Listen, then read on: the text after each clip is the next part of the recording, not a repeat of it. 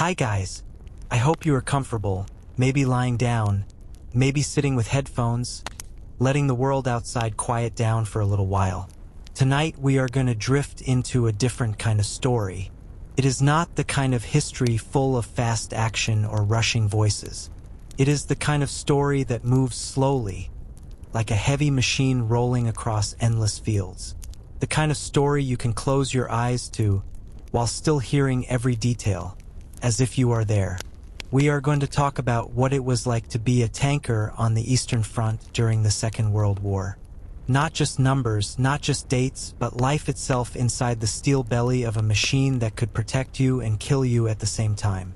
A world of metal, oil, mud, fire, and silence. Before we go any further, I am curious, where are you listening from? And what time is it for you right now? Is it the middle of the night, with everything dark around you? Or are you letting this story run while the sun is still shining? I always find it fascinating to imagine people listening from all over the world, some just falling asleep, others maybe waking up. If you want, let yourself think about that for a second, that you are not alone in listening. There are others scattered across the globe doing the same. Now, let us sink slowly into the story. The memory begins not on a battlefield, but in the quiet of a small training ground, where a group of young men first laid eyes on the machines that would become both their shelter and their coffin.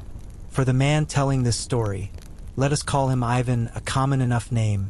The first time he saw a tank up close, it felt like standing before a living animal. Enormous, silent, its armor still carrying the smell of new paint, its barrel pointed at nothing in particular. He was told that this was the weapon that would carry him through the war. First, he doubted it. How could something so big even move? Ivan had grown up in a small village, far from cities, far from factories. The sound of an engine was still strange to him. And now here he stood, ordered to climb inside a machine with iron walls so thick, he could not believe anyone could break through them.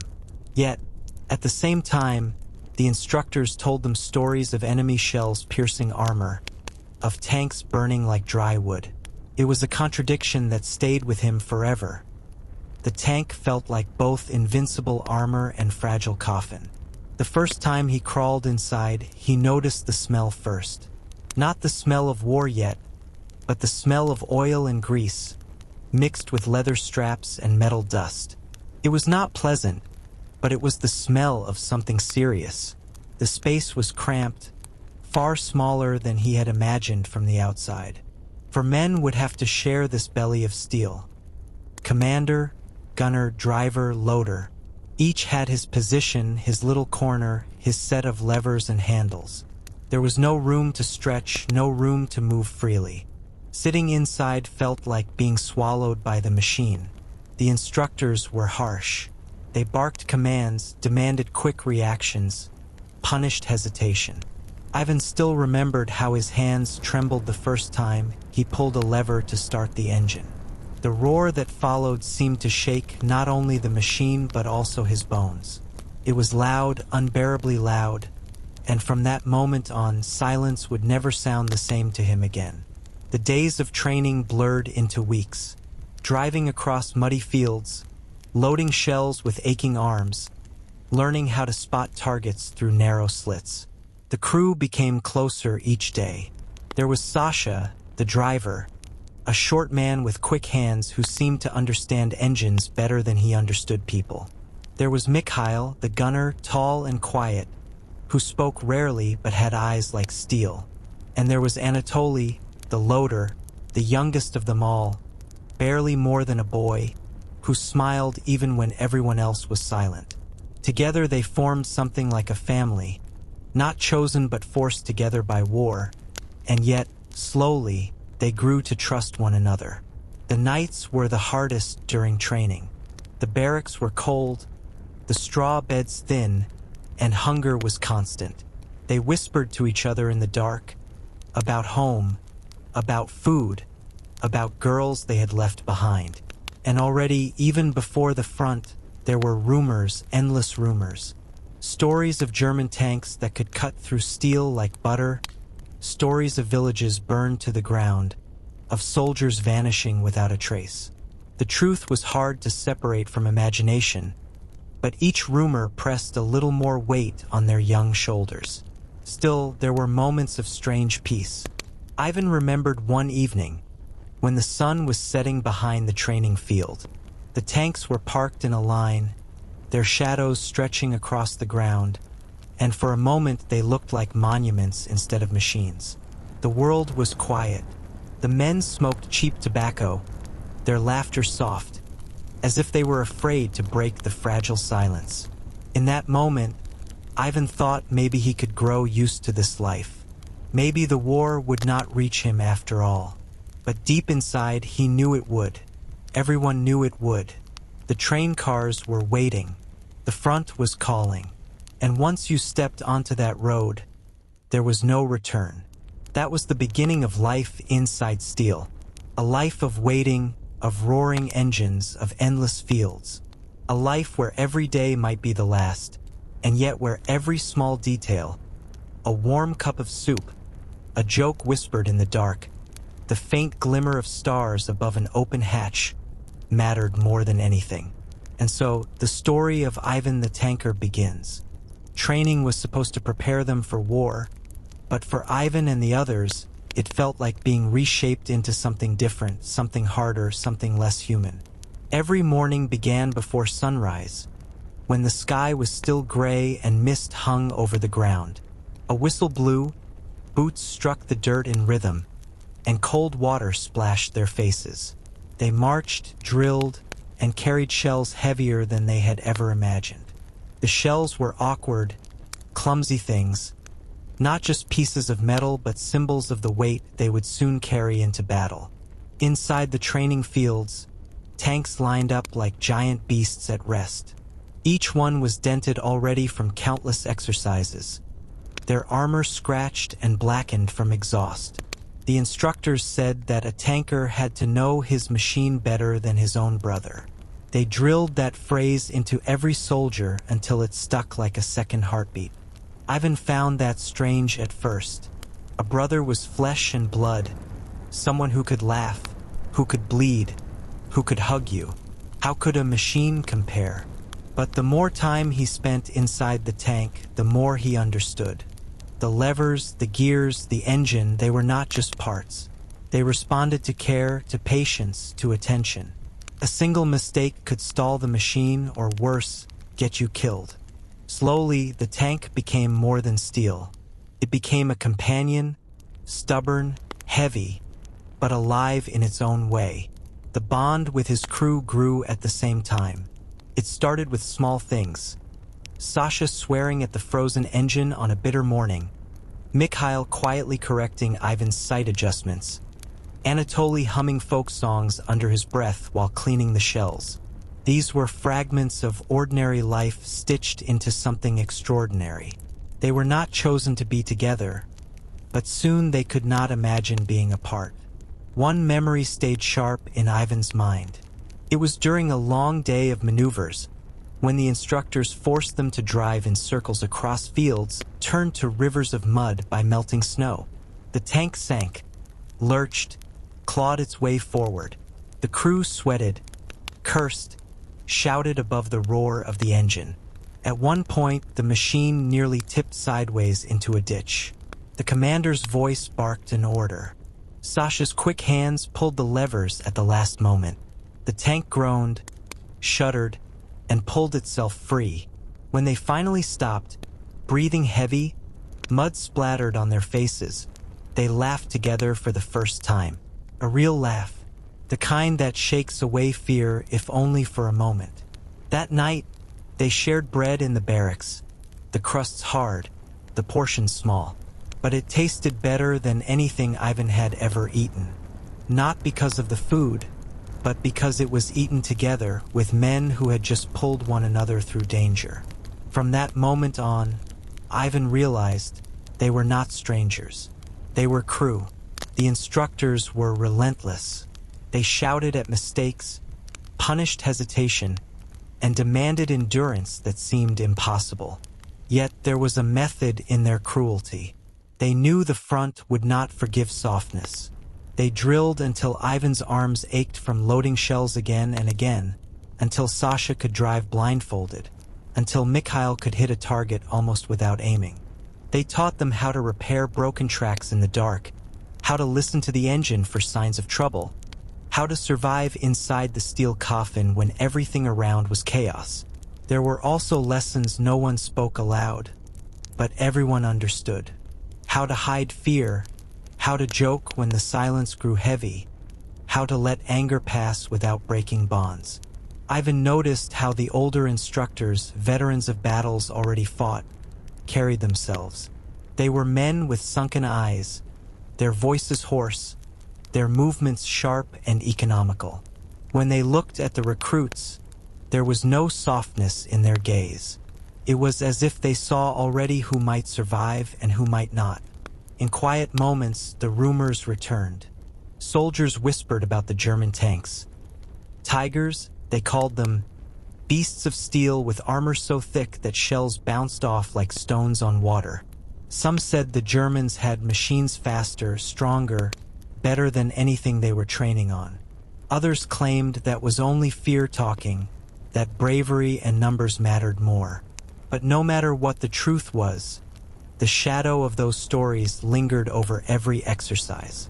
Every time Ivan touched the cold steel of his own tank, he wondered if it would be enough. One evening, after a particularly brutal day of drills, the crew lay on their bunks too tired to speak. Outside, snowflakes drifted in the light of a weak lantern. Anatoly, the youngest, finally broke the silence. "Do you think we'll all come back?" His voice was soft, almost swallowed by the creak of the wooden walls. No one answered, not because they didn't want to, but because there was no answer to give. They stared at the ceiling, listening to the muffled sounds of other barracks, the coughing, the rustle of straw, the distant clang of tools. In that silence, each man thought his own thoughts, and none dared to share them. The days blurred together.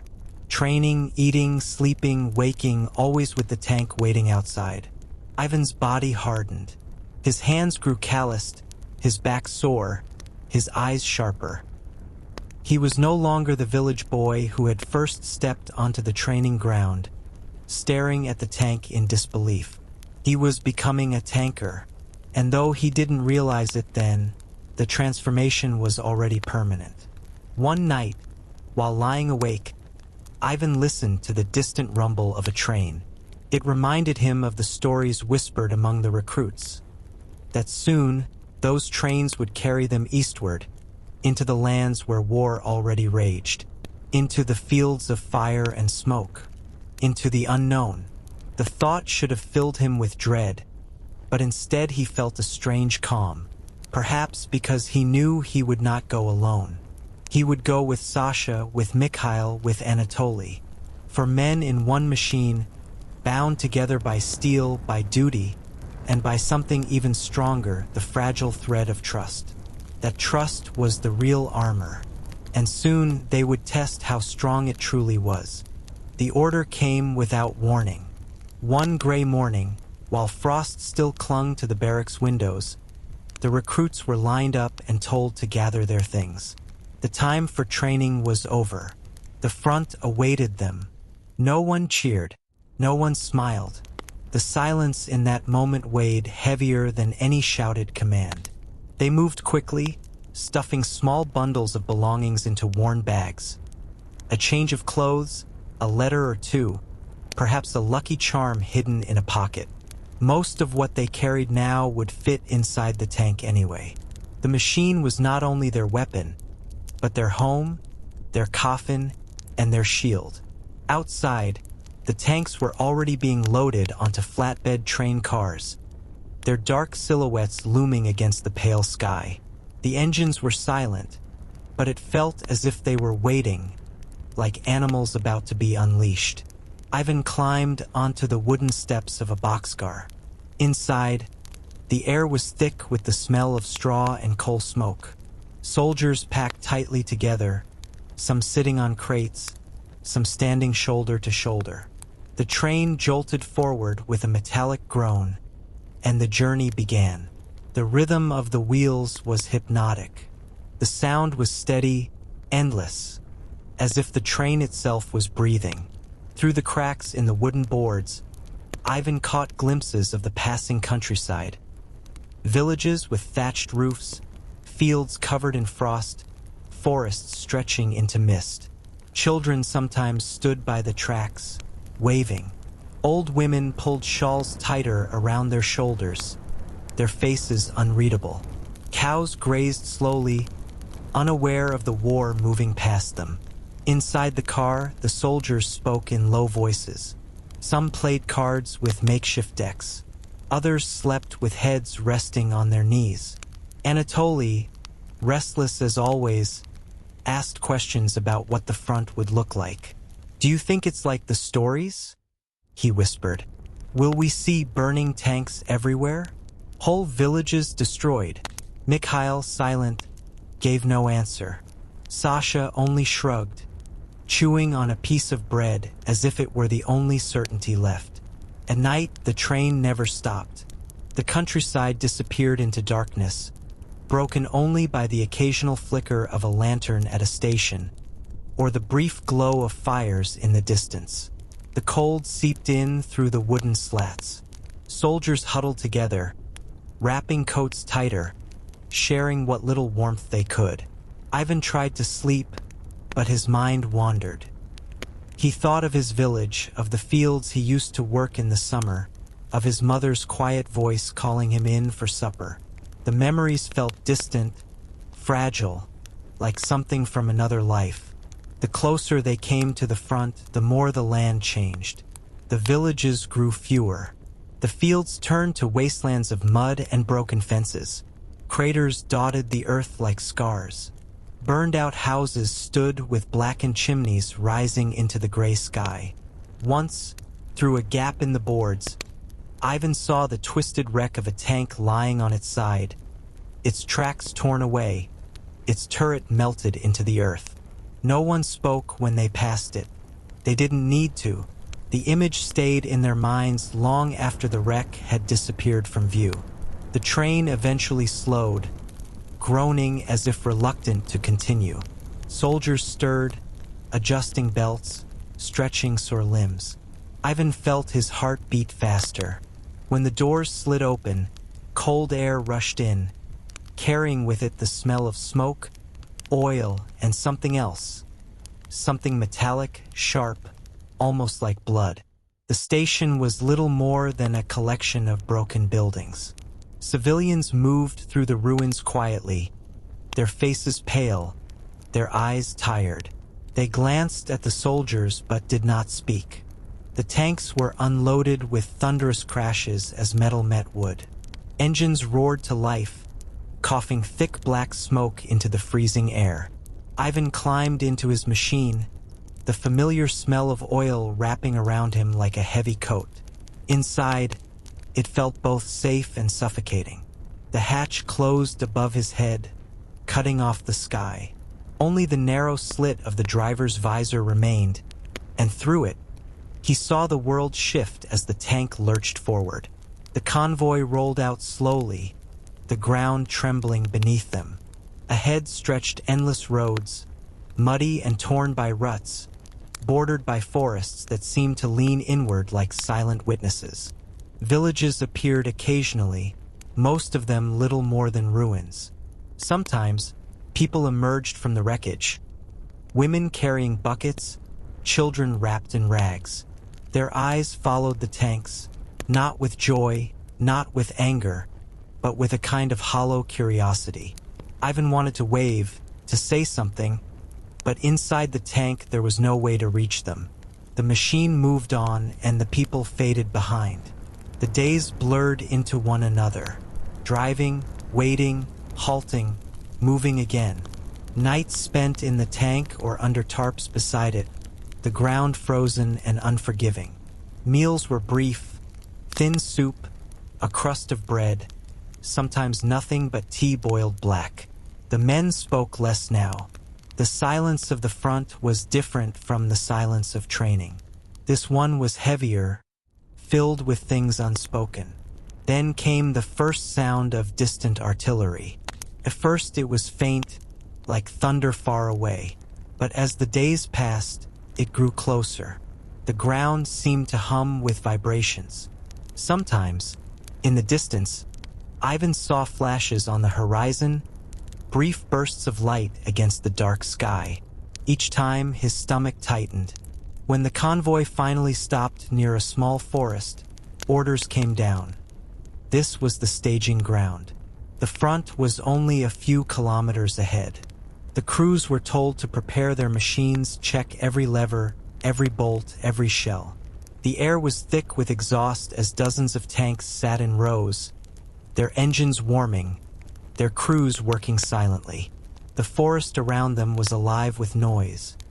The shouting of officers, the clatter of tools, the barking of dogs, the rustle of trees in the cold wind. Ivan sat inside the tank with his crew. No one spoke for a long time. Each man moved through his routine carefully, almost tenderly, as if touching sacred objects. They all knew that once the order came, everything would change. Training, waiting, traveling, all of it had led here. Beyond the forest, the real war waited. The smell of earth, oil, and smoke filled the air. The sky was heavy with clouds, pressing low, almost touching the trees. Ivan closed his eyes for a moment, listening to the steady hum of the engine, the breathing of the men around him. In that moment, he realized the truth. There was no more distance between them and the front. The front was here, and soon it would swallow them whole. The first days near the front were not marked by fighting, but by waiting. The tanks sat under camouflage nets, hidden in the shadows of the trees, their dark armor streaked with mud. Soldiers lived beside them, around them, and most of all inside them. For Ivan and his crew, the tank was no longer a machine they practiced with. It was home, a strange, suffocating, iron home that smelled of oil, leather, sweat, and gunpowder. Inside, the space was brutally tight. For men, sometimes 5 if an officer joined, shared a hollow of steel barely larger than a pantry. There was no standing tall, no stretching legs, no privacy. Every movement had to be careful, measured, practiced. To reach a lever, to load a shell, to open a hatch, everything required coordination. If one man moved too quickly, another would feel an elbow or a boot pressed into his ribs. The air inside was always heavy. Even when the hatches were open, the smell of fuel lingered. When the engine ran, the noise filled every corner, so loud that voices had to be shouted directly into ears. Ivan learned to read lips, to sense commands not just through words but through the subtle gestures of his comrades. In battle, he would discover hearing was almost impossible. Inside a tank, sound was both deafening and strangely muffled, as if the world outside existed far away. Meals were eaten wherever and whenever possible. Sometimes it meant chewing a crust of bread while sitting on ammunition boxes. Sometimes it meant passing a dented tin mug of tea from one man to another. On good days, there was thin soup, heated on a small stove beside the tank, with bits of potato or cabbage floating like treasure. On bad days, they chewed dry rations in silence, washing them down with water that tasted of rust. Yet hunger rarely left them. Inside the tank, the stomach twisted not only from emptiness, but from fumes and motion. Sleep came in fragments. One man would lean against the armor, another would curl up on the floor between shells, a third would doze with his head pressed against his knees. The loader, Anatoly, joked that he dreamed with one arm still lifting shells, and no one doubted it. The walls sweated with condensation in winter, freezing their breath into crystals that clung to metal. In summer, the heat turned the interior into an oven, sweat running down their backs, dripping into their eyes, soaking uniforms until they clung like wet rags. The body adjusted, but the mind was slower to follow. Ivan remembered one night when the engine idled for hours, rumbling like distant thunder. He lay with his back against the armor, staring at the dim light that leaked through the hatch. He tried to imagine silence, true silence, but could not. The machine's pulse had already become his own. Even when the engine was off, he felt it in his bones, a vibration that lingered, making his body restless. Each man dealt with the confinement differently. Sasha cursed under his breath whenever his knees cramped, muttering about how men were never meant to crawl inside coffins of steel. Mikhail bore it silently, his face unreadable, his posture stiff. Anatoly, perhaps too young to know better, filled the silence with songs, sometimes whispers of folk melodies, sometimes nonsense verses he made up on the spot. At first it irritated the others, but over time his voice became a comfort, a reminder that they were still human, not just cogs in a machine. There were rituals too, small habits that gave rhythm to the days. Sasha always tapped the driver's levers twice before starting the engine, as if greeting an old friend. Mikhail cleaned the gun's sight before every dawn, even if no battle was expected. Ivan himself checked the shells, running his hand across their cold surfaces, counting them, as if the touch alone might bring luck. And Anatoly, without fail, scratched small lines into the inside wall of the tank with a knife, one for each day they lived. No one told him to stop. The outside world was only glimpsed through narrow slits or brief moments when the hatch opened. Fields rolled past in shades of gray and brown. Forests loomed, roads wound endlessly ahead. Sometimes Ivan caught sight of the sky, wide and unreachable, a reminder of freedom just beyond the iron shell. Birds flew overhead, indifferent to the war. The contrast was cruel. Yet for all its discomfort, the tank became something familiar. The crew learned its quirks, its groans, the way the engine sputtered on cold mornings, the way the tracks clanked over stones. They gave it a nickname, half joking, half serious, the Beast.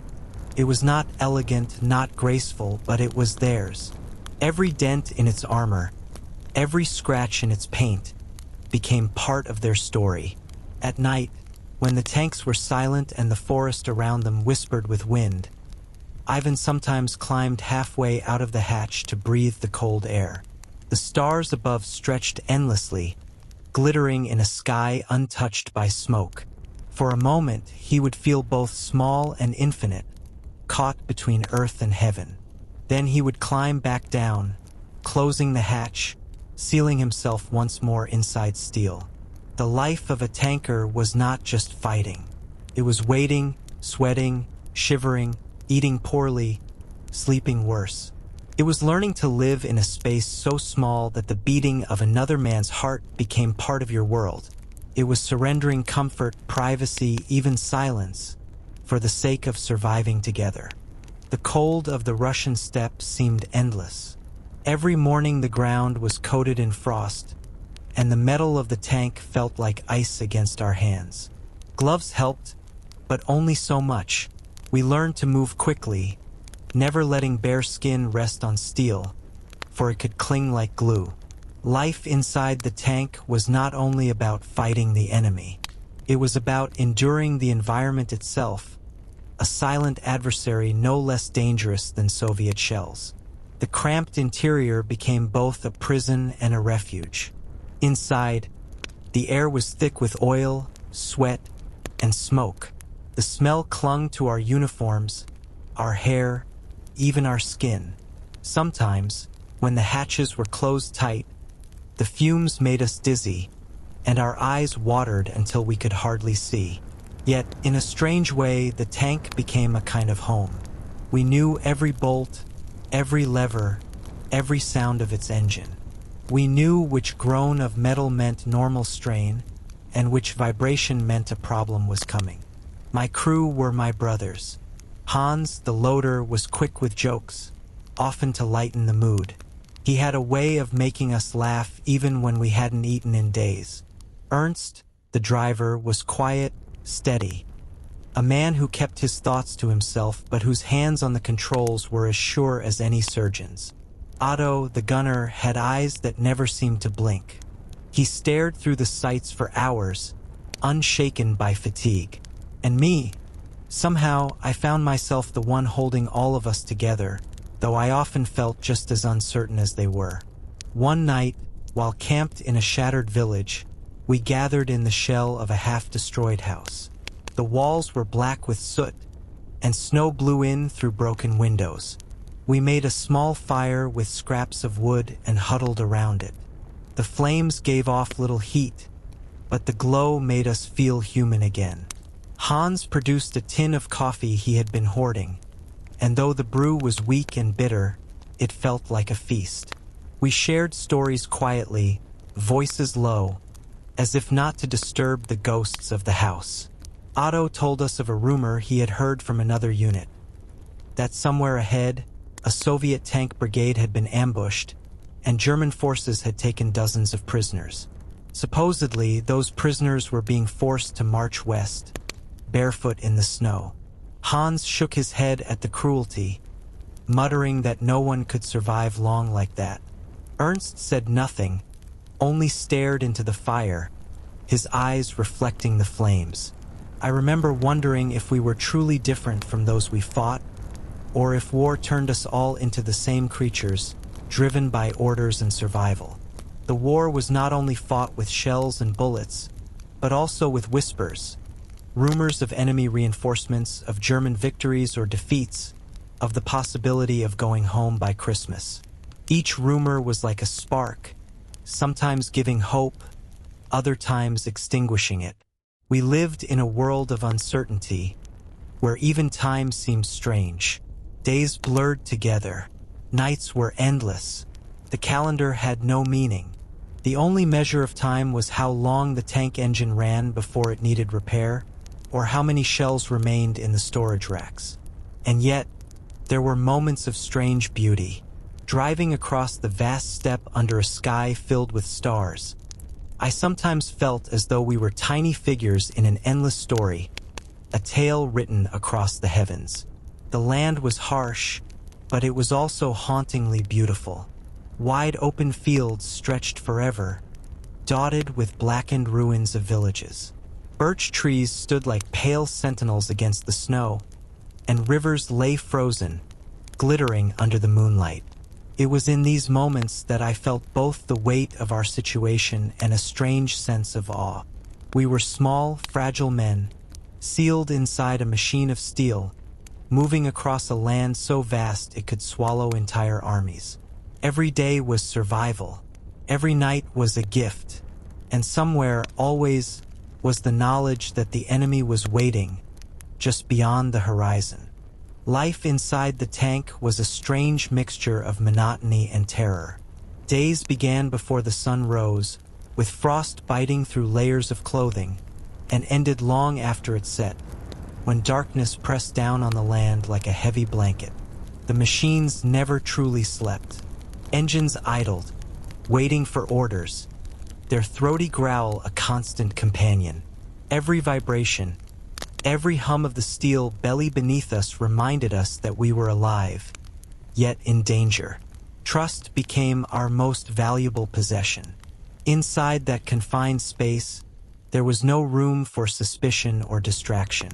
One wrong move could mean a shell through the turret, or a slip of a hand that crushed a finger against hot metal. I learned to read the smallest gestures from my comrades.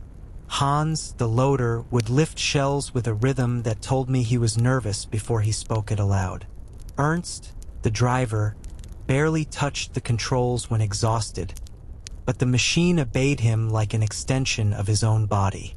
Otto, the gunner, hardly blinked, but his eyes swept over the horizon, alert to shadows, shapes, even the slightest glint of sunlight on metal. Yet, despite the constant tension, there were moments that reminded us of our humanity. Small routines became rituals of survival.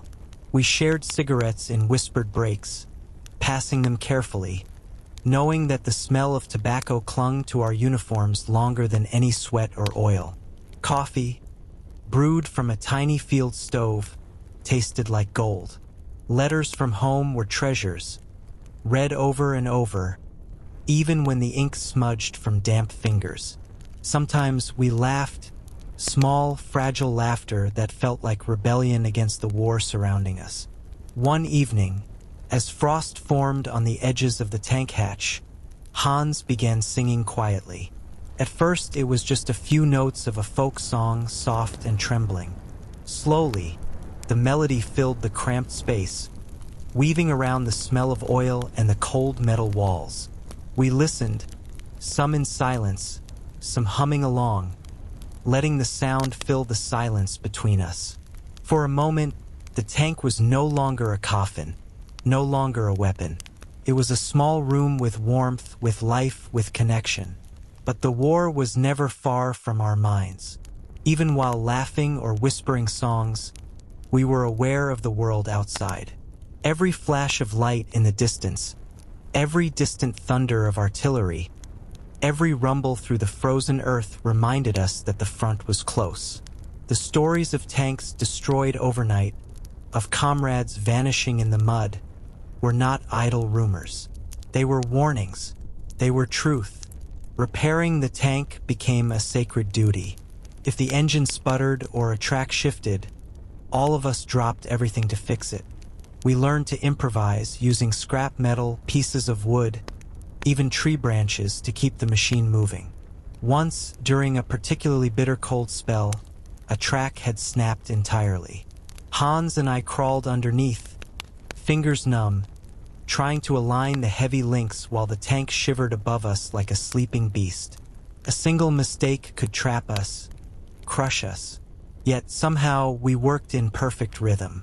That day, when the engine roared to life again, it felt as though we had performed a small miracle.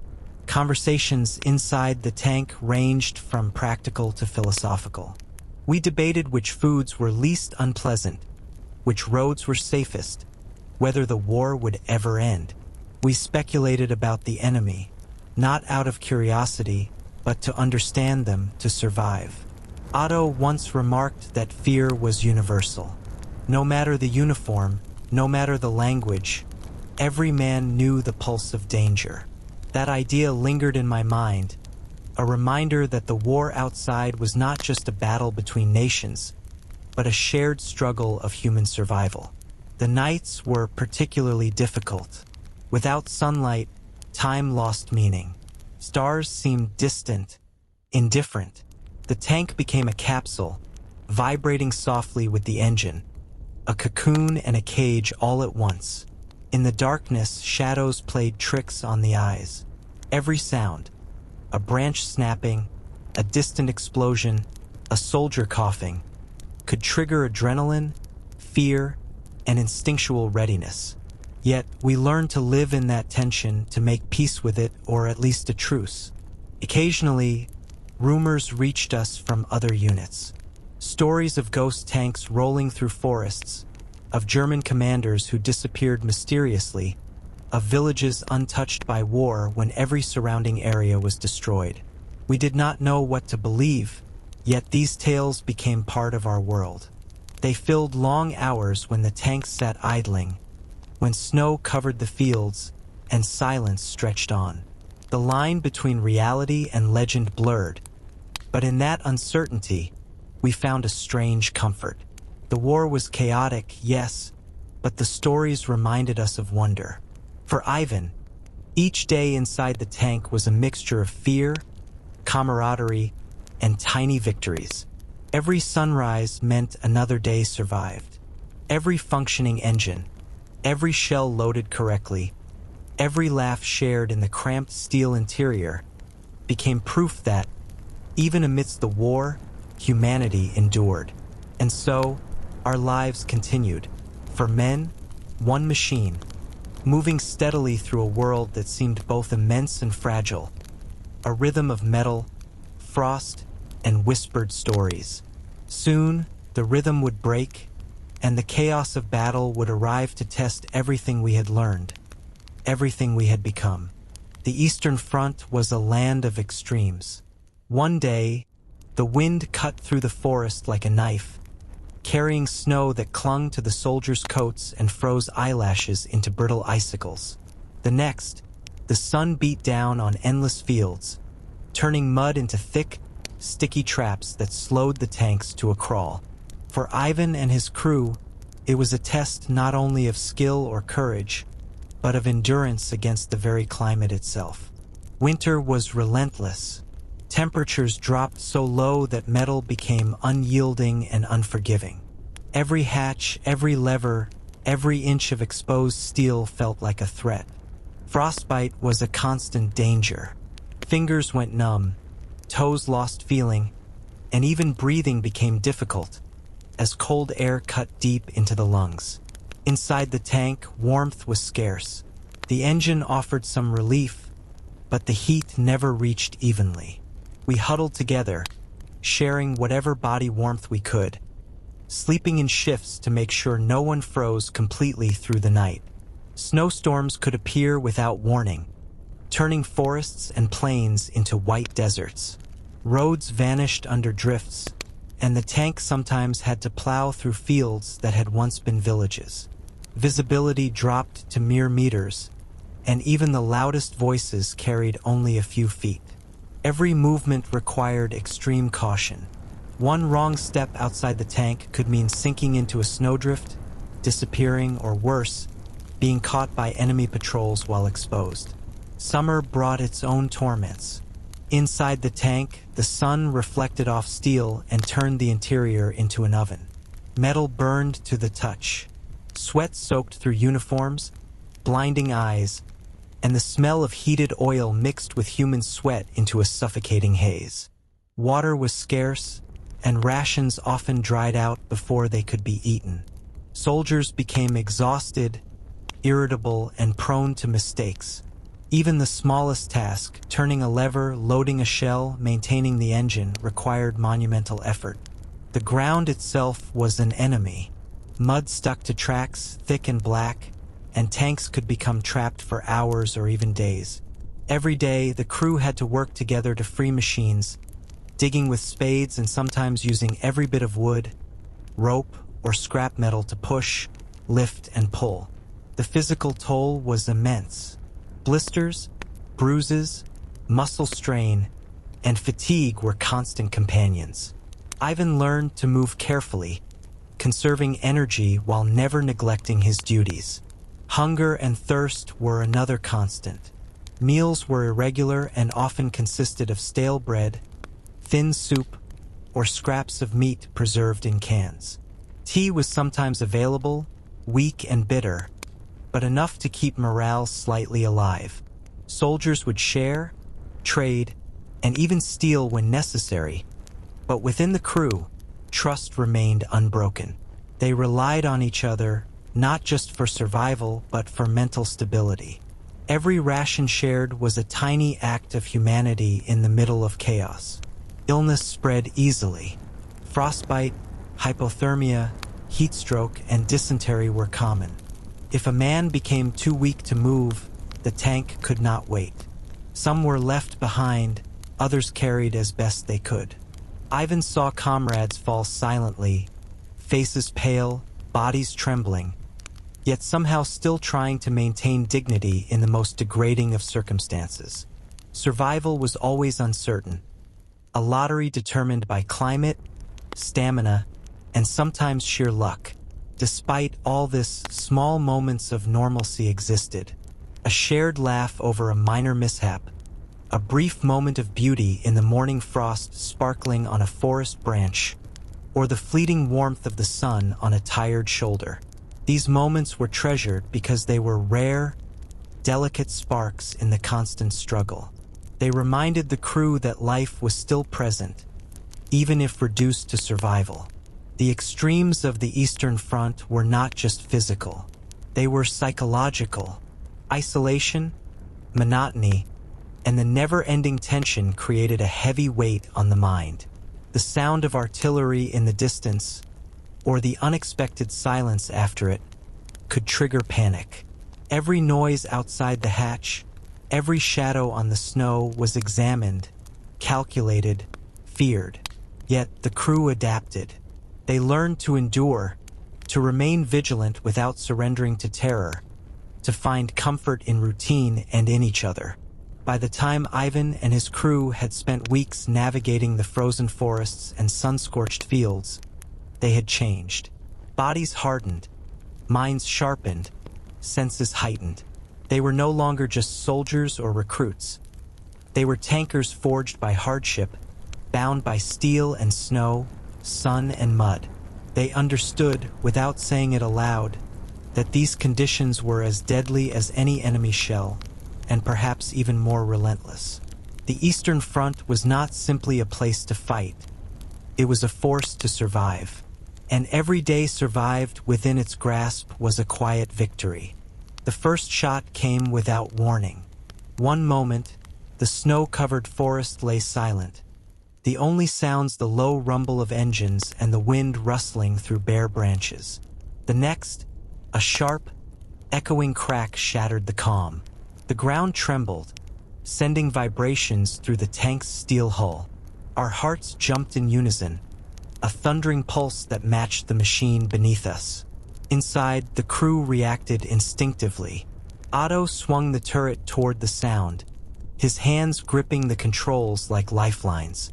Hans grabbed shells, sliding them into the loader's tray with a precision born of training and adrenaline. Ernst pressed the accelerator gently, feeling the tank respond to his touch, ready to move at a moment's notice.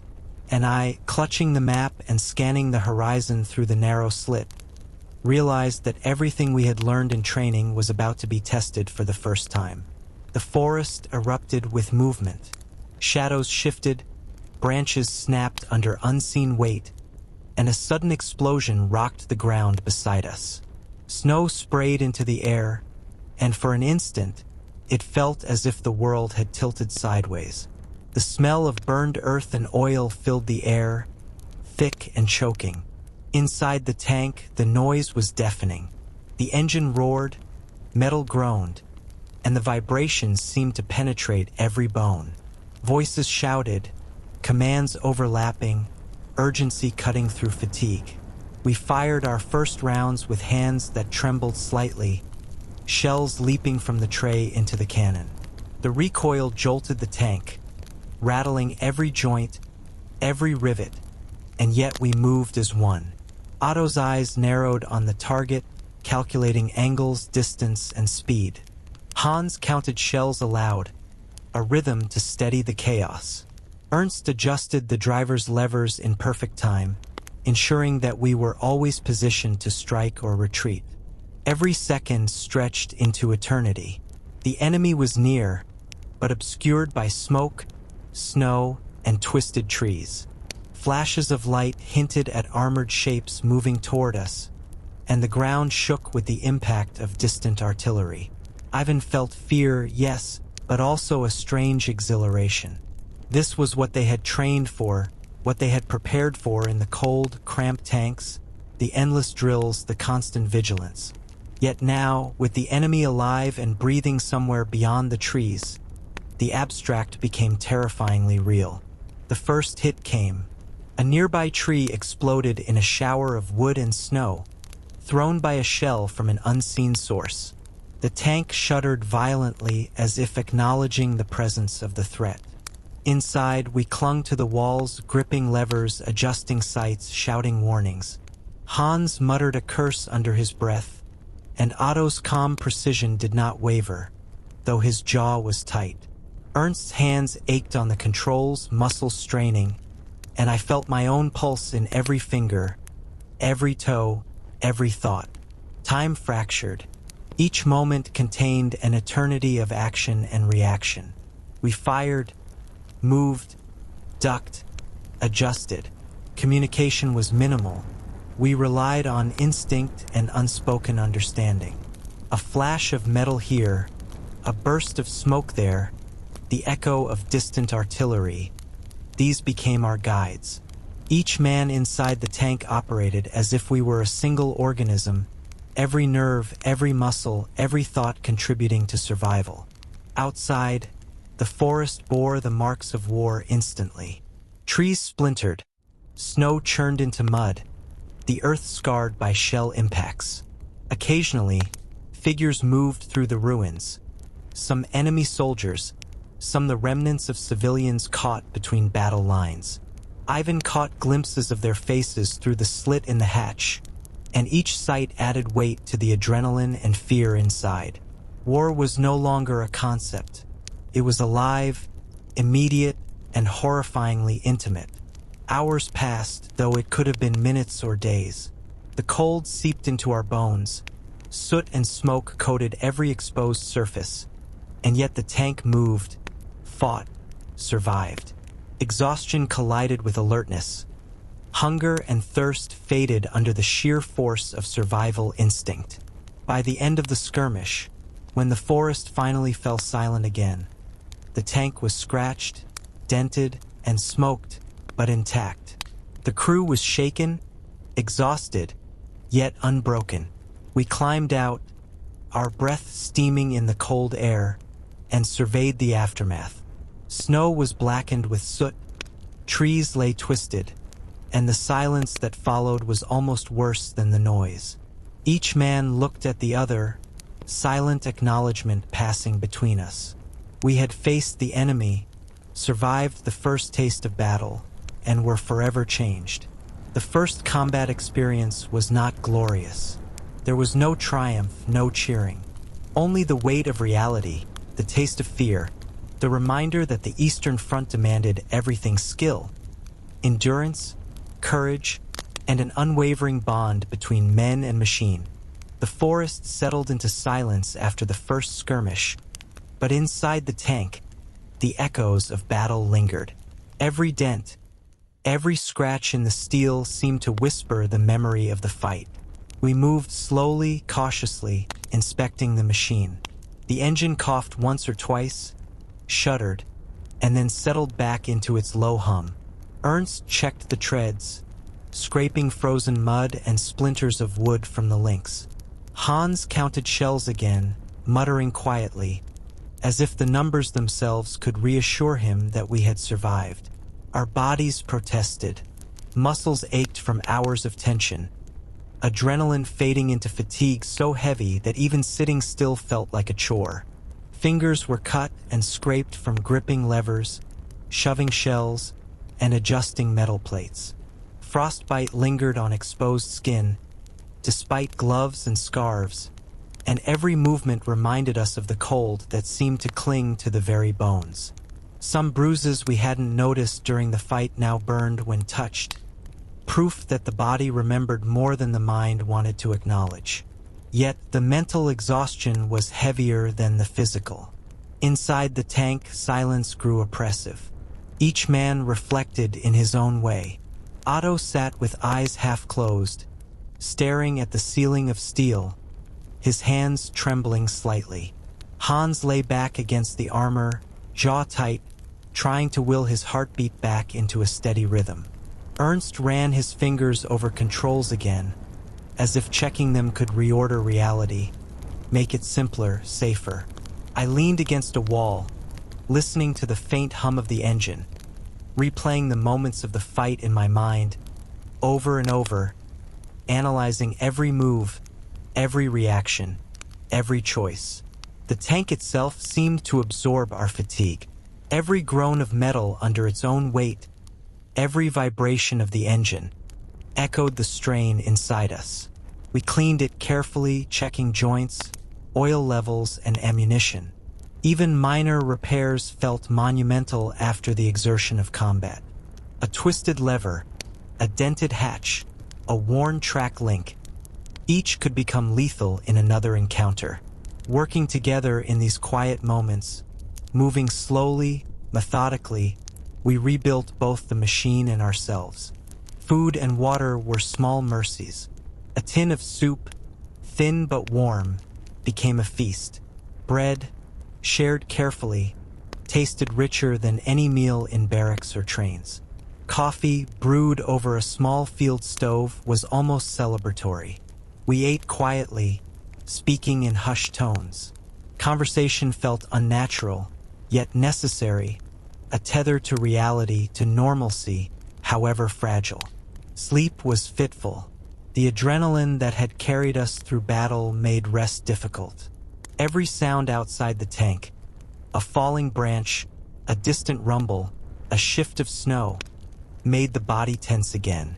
Yet eventually, exhaustion overcame fear, and we drifted in short, uneasy naps, bodies curled tightly to conserve warmth. Dreams were fragmented, a mixture of battle and home, fire and frost, steel and childhood fields. Sometimes, I woke, heart pounding, convinced the skirmish had returned, only to find the forest silent, and my crew breathing steadily beside me. In these moments, the psychological weight became apparent. Survival was no longer simply about skills or training. It was about managing fear, uncertainty, and the constant awareness of mortality. Each man confronted his own limits. Otto learned that even he could be shaken.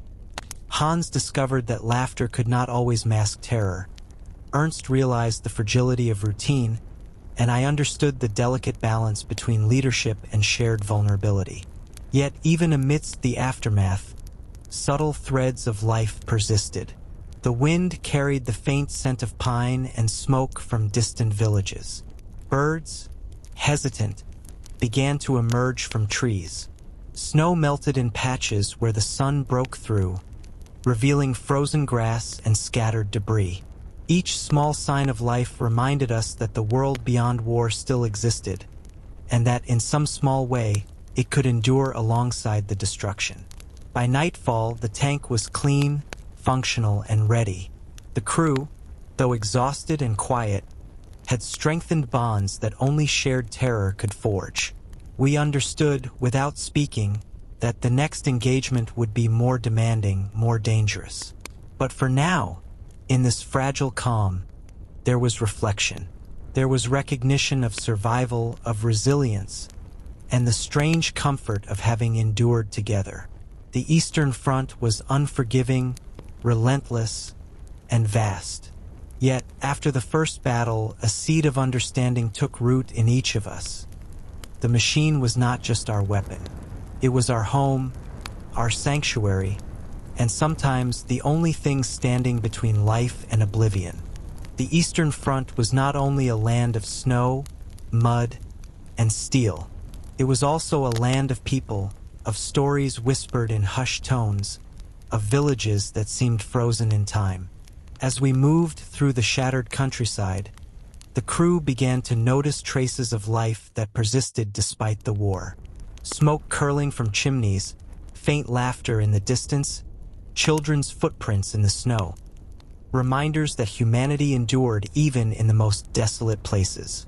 Our first real encounter came unexpectedly. A small village, almost untouched, appeared through the trees. The houses were wooden, aged and leaning, smoke rising lazily from their chimneys. People peered from windows, wary yet curious. Some watched silently, others vanished behind doors at the sight of our tank. The contrast was stark. Our steel machine, roaring with life, moving through a community that seemed to exist on the edge of history. Hans was the first to speak, in broken fragments of the local language, asking for bread or water. An elderly woman appeared, her face lined like the bark of the birch trees around us. She gestured, offering what little she had. A tin of potatoes, a small loaf of bread. Her eyes held no malice, only weariness and a quiet curiosity. The exchange was brief, almost ceremonial, yet it left a mark on us. For a moment, the war felt distant, and we remembered that survival was not just about fighting, but about connection, however fleeting. Rumors circulated quickly. Local children whispered of ghostly figures in the forests. Tanks that moved without crews, shadows of men who had disappeared weeks before, and spirits that warned of approaching danger. Soldiers from other units had told tales of towns where time had stopped, of bells that rang at midnight for no one, of wolves that followed tanks as if understanding their purpose. At first, we dismissed these stories, but after nights spent listening to the wind whistle through shattered windows and seeing unexplained shadows in the forest, even Hans's laughter grew quieter. The crew found a strange comfort in these tales. They were warnings, yes, but they also gave texture to the emptiness of the steppe. The stories made the land feel alive, filled with mystery and unseen watchers. We began to pass time by sharing our own versions of legends. Otto claimed that a ghost tank once rolled through his grandfather's village, firing shells into empty fields. Ernst swore he had seen a spectral soldier wandering alone at dawn, carrying a rifle that emitted no sound. I told of a forest that whispered names, as if the trees themselves remembered every man who had passed through. These stories were not idle chatter. They shaped how we approached the front. When moving through a forest, we paused at shadows, not just for enemy patrols but for ghosts we might imagine. When passing villages, we treated the inhabitants with a mix of respect and caution, understanding that human lives, like our own, were fragile and fleeting. Rumors became part of strategy, part of survival. Sometimes they warned us. Sometimes they unnerved us. Always, they reminded us that the Eastern Front was as psychological as it was physical. Even practical concerns intertwined with legend. Tracks could get stuck in mud. Shells misfire, engines fail. Yet we began to imagine spirits watching over us, guiding our hands or punishing carelessness.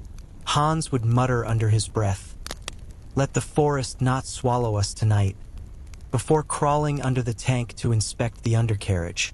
Ernst tapped the levers and muttered to himself, a superstitious rhythm that seemed to calm him as much as it maintained the machine. In these moments, survival was not only about skill or bravery. It was about perception, about understanding the land and the stories it told. Every village, every ruined home, every frozen pond carried whispers of the past, hints of history, and a reminder that life persisted even amid destruction. For Ivan and his crew, these encounters became a delicate balance between war and humanity, between fear and wonder, between the tangible reality of steel and the intangible power of legend. The first weeks in contact with civilians and rumors shaped the crew in subtle ways. They were no longer just men in a tank. They were observers, participants, interpreters of a land both hostile and strangely alive. Every interaction, every whispered story, every shadow in the forest became part of the tapestry of our experience. And yet, the front remained unforgiving. For every tale of kindness or mystery, there was the looming certainty of combat waiting just beyond the horizon. The tank groaned before it failed. A shudder ran through the hull, subtle at first, then violent enough to make all four of us grip the walls. Ernst's hands instinctively checked the controls, sliding along levers and switches as if feeling the pulse of the machine itself. Smoke began to curl from the engine compartment, thin at first, then heavier, carrying the sharp smell of burning oil. The vastness of the forest offered no comfort. If the tank stopped completely, we were exposed, immobile, and vulnerable. Hans cursed quietly, teeth clenched. "Not now," he muttered. He opened the small access panel beside the loader's station, peering into the tangle of gears, wires, and belts that somehow powered this monstrous machine. Even in daylight, the interior was a cage of shadows, and smoke stung our eyes as it seeped through cracks in the armor. Otto rotated the turret slightly to make room, his movements careful, deliberate, balancing urgency with precision. Every second mattered. The damage was minor, yet critical. A track link had cracked, likely from frozen mud gripping the steel and then releasing violently as we navigated a hidden ditch. The engine had overheated, and a hose had begun to leak oil. In the field, with no support, no mechanic units nearby, the responsibility fell entirely to us. Survival now meant ingenuity. Survival meant improvisation. Survival meant refusing to panic. We worked as one. Ernst crawled beneath the tank, fingers numb and stiff, pulling on a twisted metal link while Hans passed him makeshift tools. I held the flashlight, careful to keep the beam steady, and kept a mental map of every moving part, anticipating the way each component interacted. Otto monitored the turret, ready to fire if necessary, though no enemy was in sight. It was an odd theater. The forest was silent, yet our nerves were taut, ready for combat even while we repaired our own machine. Improvisation became our language. We used rope to reinforce the damaged track, wedging wood into the cracks, and carefully adjusted tension to keep it aligned. A torn canvas from the supplies served as a temporary seal for the leaking hose, soaked with oil to strengthen it. Every decision was a calculation, balancing immediate necessity against potential failure. One mistake, one misjudgment, and the tank could be stranded or worse, become a death trap. Hours passed in a rhythm of motion, concentration, and quiet curses. Sweat mingled with soot, frost clung stubbornly to fingers and eyebrows, and the metal walls pressed against our bodies like a relentless weight. Yet gradually, methodically, the tank began to respond again. A careful turn of the ignition, a soft purr of the engine, and the tracks, though uneven, rolled over the frozen ground. Relief was tangible but quiet. We were alive. The machine was alive. And together we were ready to move forward once more. Mechanical failures had another effect beyond physical strain. They reminded us, harshly, of the fragility of everything we relied upon. The tank was a weapon, a home, a fortress. Yet it was also a complex network of parts that could betray us at any moment. Each man in the crew learned humility that day, respect for metal, oil, and the delicate balance between human skill and machine endurance. Hans, normally the loudest and most irreverent, sat in silence for long minutes afterward, rubbing his hands and staring at the repaired track. Otto, ever precise, checked the cannon's alignment 3 times before nodding to himself. Ernst flexed his numb fingers, and I finally allowed a deep exhale, feeling tension leave my chest. The repairs also reinforced trust. Every movement, every instruction, every improvised solution demanded cooperation. There was no room for hesitation, no room for doubt. When one of us faltered, another compensated without question. By the time the sun sank low, casting long shadows through the trees, we realized something profound. The war did not only test courage in battle. It tested patience, ingenuity, and the bonds between men. And sometimes, survival depended less on shells fired and more on the ability to think, adapt, and act as one. By nightfall, the tank rolled slowly through the forest once more. Its hull bore scratches and dents from the failed track, and the engine emitted a low, uneven growl. But it moved. We moved. And though the Eastern Front remained a vast, relentless expanse of danger, we knew in that quiet moment that we were capable of more than we had imagined.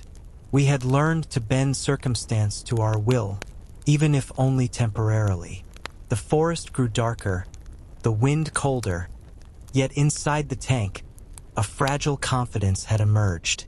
We were battered, tested, and alive, and ahead lay unknown challenges, waiting to push us further, to test our skill, courage, and the tenuous thread of trust that now bound us ever tighter. Night transformed the Eastern Front into a landscape both familiar and alien. Shadows stretched unnaturally across snow-covered fields. Forests became dense walls of black, and the wind carried whispers that might have been the trees or something else. Ivan and his crew moved cautiously, every sense heightened, every nerve alert. The tank groaned over frozen mud and ice, the engine's low hum a reminder of life within the steel cocoon. Darkness changed everything. Depth perception became unreliable. Small movements could be enemy patrols or just falling snow. Every sound was magnified. A branch snapping, a distant howl, the crunch of snow beneath unseen feet. Inside the tank, tension mounted. Hans's usually light-hearted jokes were replaced with quiet murmurs. Otto's gaze was sharper than ever. Ernst's hands never left the controls, and I felt the constant weight of responsibility pressing down, heavier at night than any day spent driving or firing. Night patrols were a test of endurance. Hours passed slowly, each minute stretching into what felt like an eternity. Sleep was impossible. One doze could mean missing a movement outside, a shadow, a threat. The body ached from remaining tense, muscles cramped from the cold and the unbroken posture. Fingers and toes, though insulated, tingled with frostbite. Every moment demanded attention, yet fatigue created lapses, tiny but potentially lethal. Fear was constant, subtle, and intrusive, crept into our minds, shaping perceptions. Trees that seemed lifeless in the day became monstrous sentinels at night. Tracks in the snow took on meaning, suggesting the presence of enemies, or ghosts, or something unknowable. Hans muttered quietly about the Watchers, a local legend he had heard from a civilian weeks before. Otto laughed, lightly, almost in disbelief, but even he cast glances at the treeline, half expecting to see movement. Conversations dwindled to whispers, exchanged in clipped phrases meant to communicate without attracting attention. Strategy, status of the machine, shell counts, or directions were the primary topics. Occasionally, we spoke of home, almost in disbelief, as though naming familiar places could anchor us against the night's anxiety. But words were limited. The mind often filled silence with imagined threats, replaying every previous battle, every rumor, every story from the villages we passed. Mental strain was compounded by isolation. The forest and the fields were vast, endless, and largely empty. The absence of civilians, of other units, created a sense of invisibility, yet not comfort. We were visible to anyone with a mind to notice, yet alone enough to be trapped, unobserved, and hunted. The dark played tricks on memory. Ivan sometimes couldn't recall which direction we had come from, or whether the trees ahead were the same as those we had passed an hour ago. Navigation required focus, attention to landmarks, and trust in Ernst's instincts as a driver. The tank itself became a source of both comfort and tension. Inside, it was warm relative to the outside, a protective shell. Yet every creak, every minor vibration, was a reminder of vulnerability. Smoke could signal a problem. Misaligned treads could leave us stranded. And every knock or rattle could suggest enemy presence, or mechanical failure, or the imagination of a weary mind. Even small tasks were burdens. Checking ammunition, inspecting levers, adjusting engine controls. Each was a reminder that life hung in the balance. Mistakes were amplified at night, errors multiplied by fatigue and fear. Yet in this crucible, the crew honed instincts. Actions became automatic, rehearsed, synchronized. We became, in a way, part of the machine, anticipating its movements, correcting its flaws, supporting each other silently. Yet, amidst the tension, there were fleeting moments of strange beauty.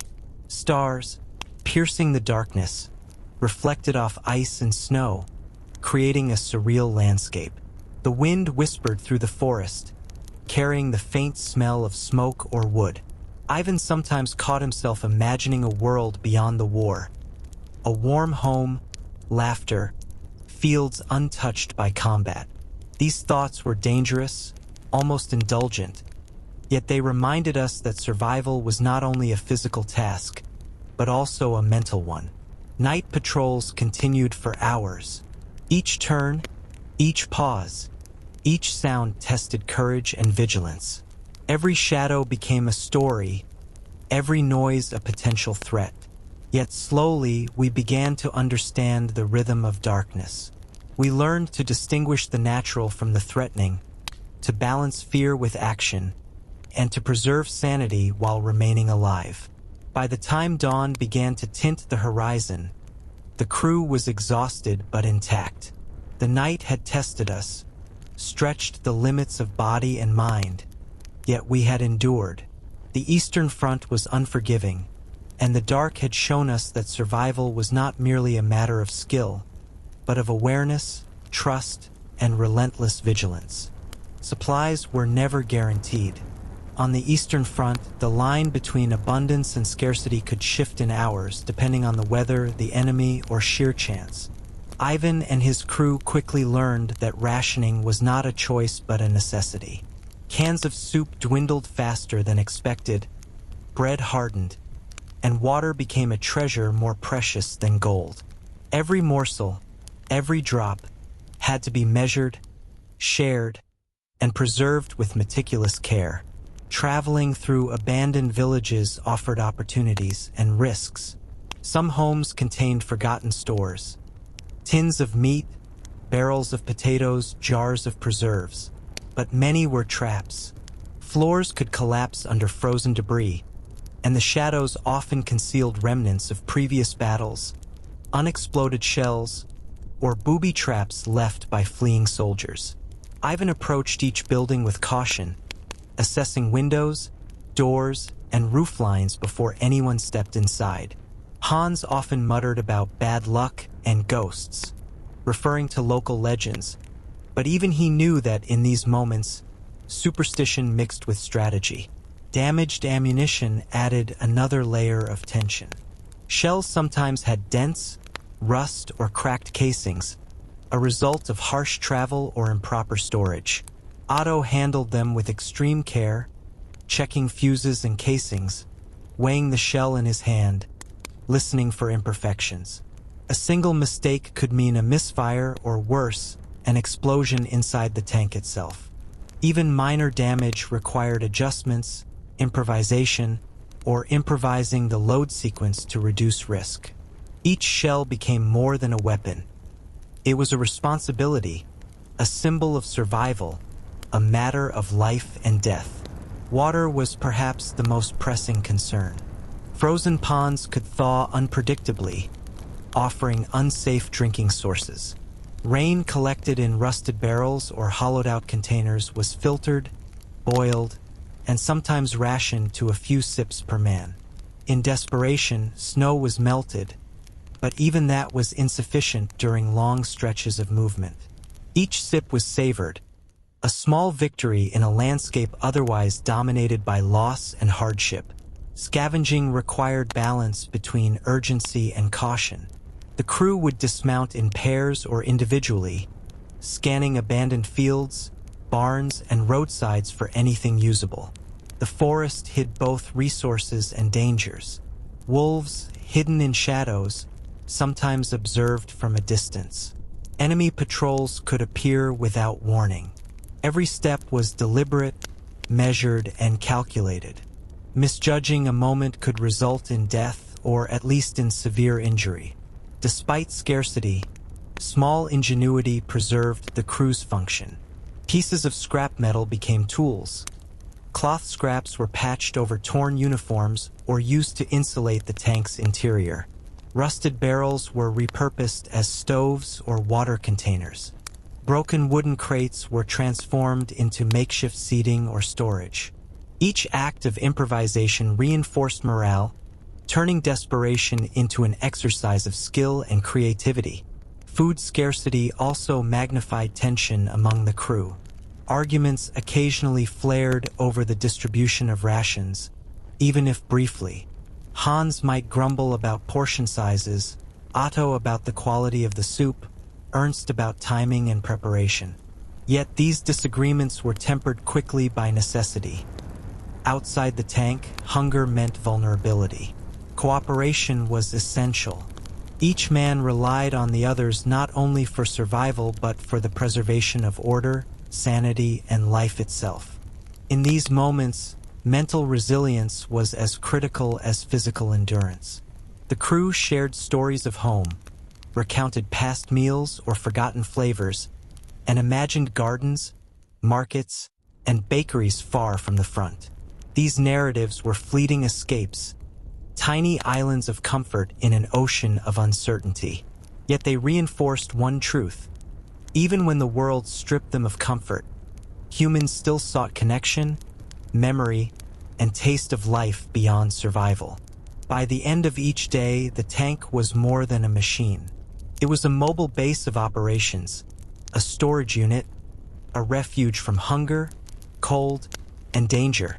Its maintenance, fueled by creativity and necessity, became a ritual, a daily reminder that survival depended not just on skill or courage, but on the ability to adapt to every scarcity the front imposed. And as night fell again, rations carefully stored, engines inspected, and supplies inventoried, Ivan and his crew knew that the battle against hunger, damage, and resource scarcity was continuous, relentless, and unforgiving. Yet, with careful planning and ingenuity, it was a battle they could endure. The forest seemed deceptively quiet. Snow blanketed the ground, trees loomed like silent sentinels, and the faint hum of the tank's engine was the only sign of life. Ivan and his crew had learned to trust that silence could be deceptive. It often meant the enemy was near, watching, waiting, calculating. That evening, the tension was palpable, each man alert to the slightest movement, the faintest whisper of wind or crunch of snow. It began with a sound almost imperceptible. The snap of a branch, a brush of movement at the edge of visibility. Ernst's hands froze on the levers, eyes narrowing. Otto rotated the turret slowly, scanning through the sights.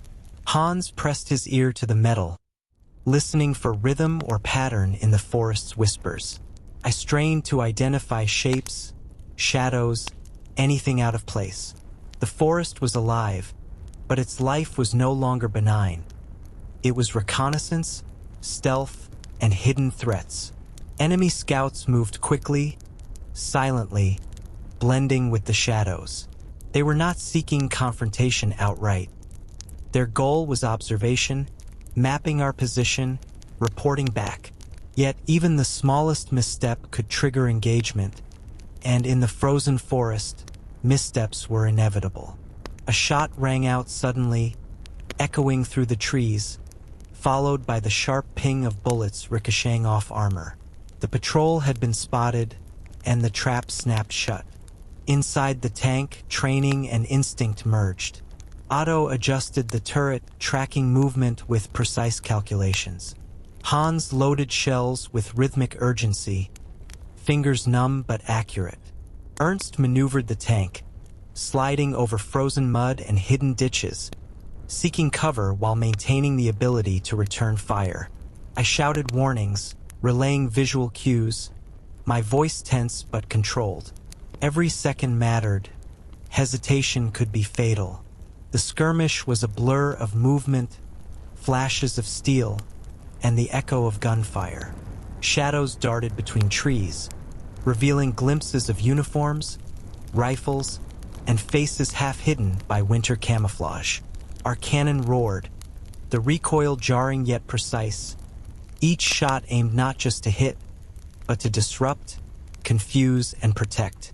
The scouts were trained, experienced, and patient, retreating into the forest after each engagement, forcing us to anticipate their next move, to predict, to outthink, to survive. Even as bullets whizzed past and shells struck nearby, fear became a tool rather than a hindrance.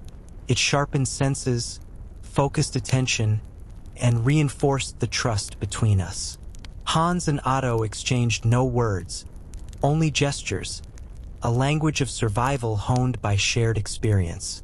Ernst adjusted speed, angle, and tread tension as if reading the forest itself, anticipating obstacles and threats simultaneously.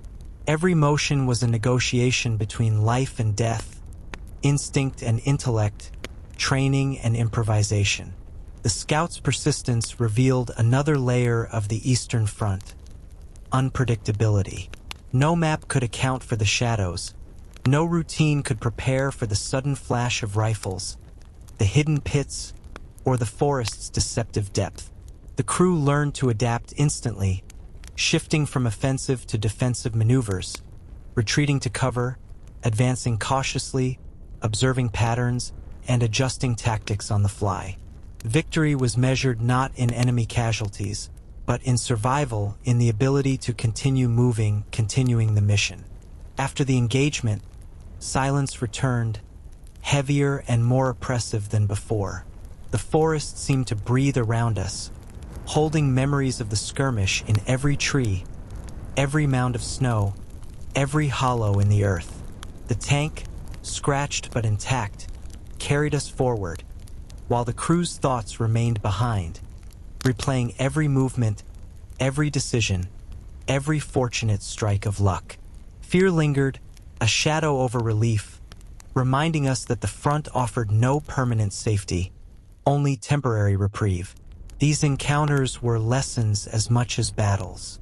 The scouts demonstrated the subtle art of observation, patience, and stealth, qualities the crew could respect, even fear.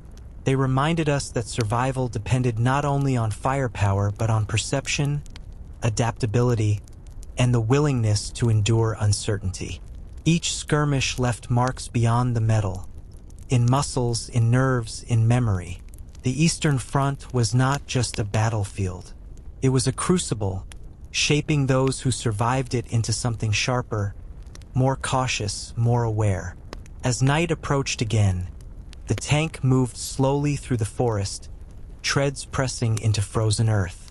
The shadows seemed deeper, the wind colder, yet each man carried a quiet resolve.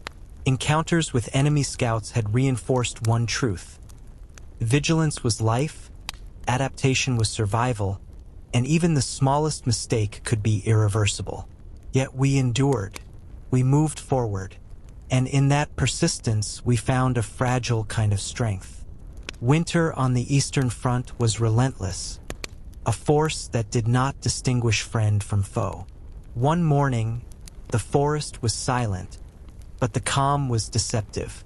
Dark clouds rolled in from the north, carrying wind that bit through clothing, metal, and bone alike. Snow began to fall, fine at first, then heavy, blurring the forest, erasing paths, and reducing visibility to a few meters. Ivan and his crew knew immediately that movement would become treacherous. The tank groaned, treads slipping slightly over frozen ground, wheels biting through new layers of snow. The cold was pervasive, seeping into every joint and crevice of the tank. Fingers stiffened despite gloves. Breaths came out as clouds of vapor, and even with the engine running, warmth was minimal. Every action required more effort, every decision slowed by the weight of frost. The storm was a test not of skill but of endurance, patience, and resilience. Survival now depended on careful calculation, timing, and the willingness to slow down, to preserve both machine and crew. Shelter became urgent. The forest offered sparse protection. Trees could block wind partially, but the snow piled quickly, reducing cover and making movement difficult. Ivan spotted a ruined barn through the white haze, its roof partially collapsed, walls leaning. It was far from perfect, yet it offered refuge. Approaching cautiously, the crew guided the tank over frozen ruts and half-buried logs. Every movement had to consider weight distribution, traction, and the risk of hidden ice beneath the snow. Inside the barn, the tank sat awkwardly, its hull pressed against rotting beams. The crew dismounted carefully, boots crunching in the accumulating snow. The storm's howl was relentless, vibrating through walls and wooden beams, echoing like the cries of ghosts. We set up temporary stoves, melting snow for water, checking the engine to prevent freezing. Food was sparse, but the ritual of heating soup and sharing bread became an anchor, a small comfort against the storm's oppressive force. Isolation weighed heavily on the mind.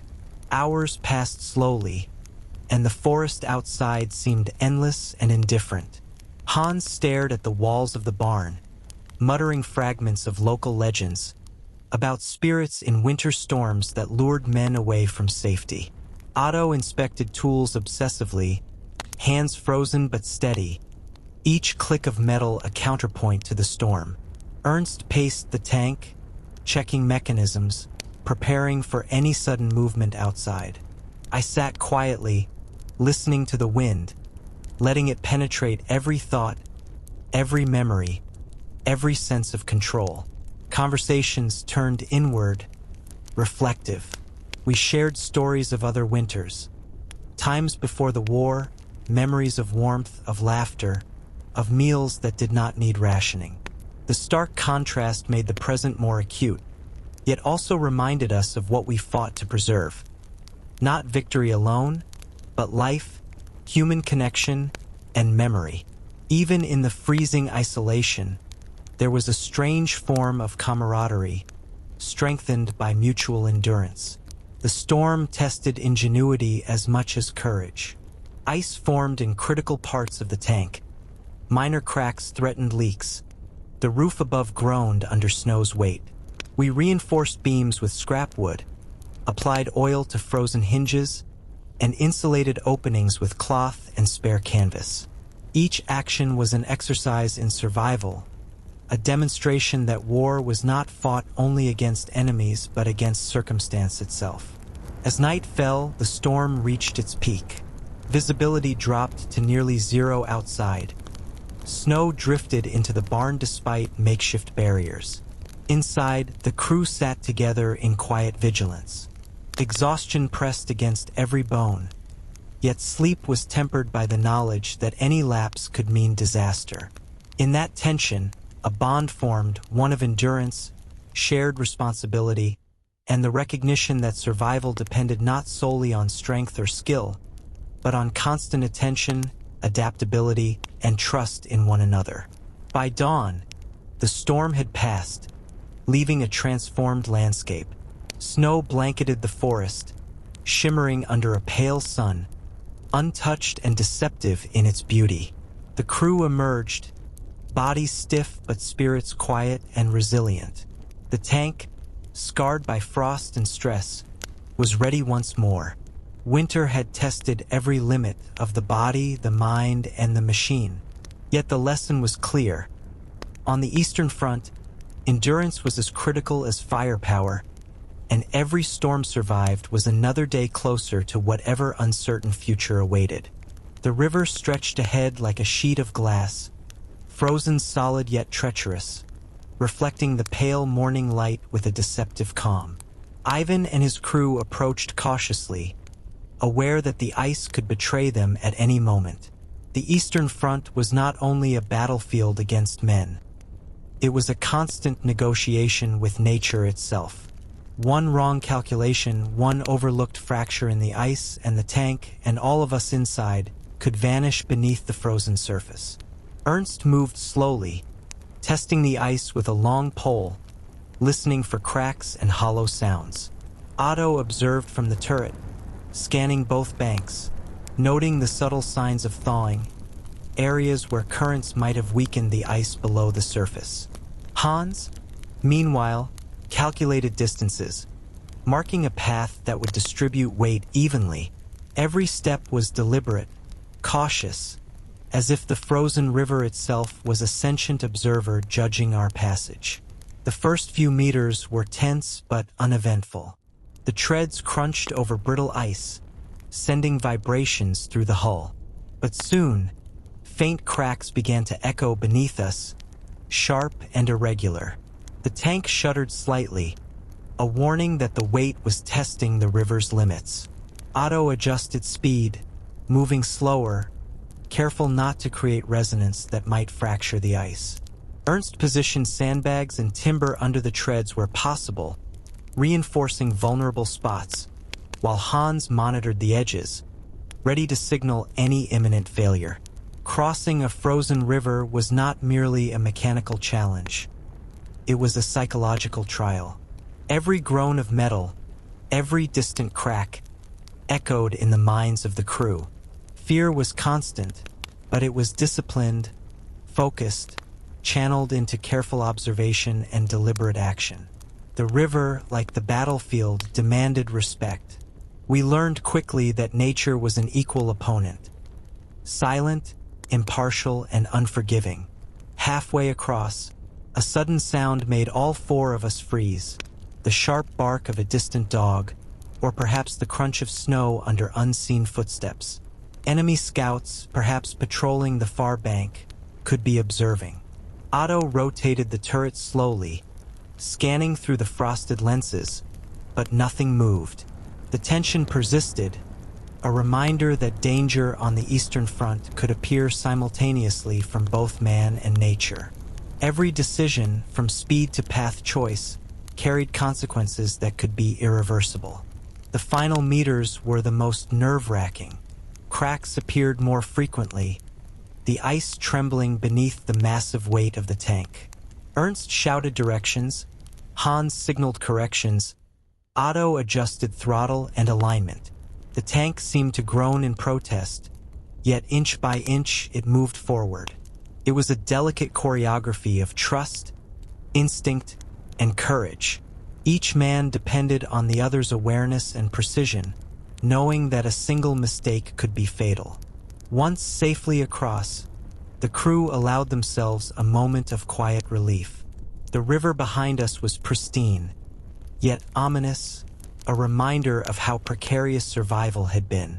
Small triumphs in the face of natural obstacles bolstered morale, yet also highlighted the fragility of existence on the front. The Eastern Front tested not only combat skills, but judgment, patience, and cooperation under extreme stress. After the crossing, the forest reopened ahead, vast and shadowed, stretching into an uncertain horizon. The crew inspected the tank, checking for damage from frozen debris or hidden ice hazards. Ammunition was recounted, fuel levels reassessed, and tools prepared for the unexpected.